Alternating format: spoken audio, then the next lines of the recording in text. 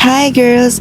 Andito nga pala ako sa Philippine Arena para mag-practice ng walking and jogging for Fun Run 2026.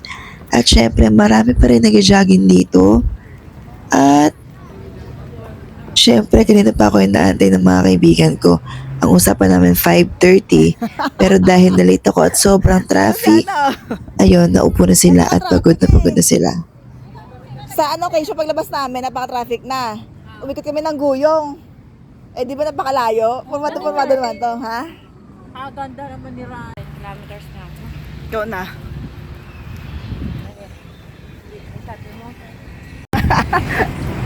Diba? Maganda ang camera.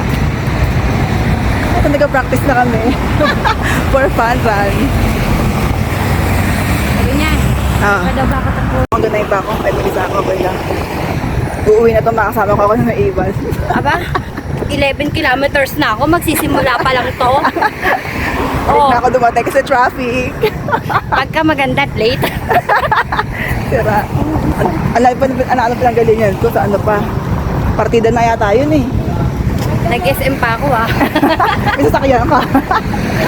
Ayan lang yun, diba? Diba? Dito talaga ang puntahan ng mga gusto mag-jogging and walking dahil sobrang lawak ng arena at talaga namang mapapagod ka ng husto dito. Kaya naman, dito talaga ang puntahan ng mga gusto magpapawis at magbawas ng timbang. So, ayun, nakaka 5 kilometers na ako. So, umuwi na sila. Ako na mag-isa na iwan. Kaya ko to. Ganito kasi sila dito, 5:30. Kaya nauna sila umuwi sa akin. Kaya nagpaiwan ako kasi sayang punta ko dito. Nakaka 5 kilometers na ako. So, isang ikot na lang tapos bukas ulit. At kapag napadaan ka dito, wag na wag kang lilingon kung ayaw mo masira ang diet mo dahil ang daming tindang mga pagkain. Lakad at takbo nga pala ang ginagawa ko dito para namang madaling pawisan. Dahil mahangin talaga ngayong mga panahon na to.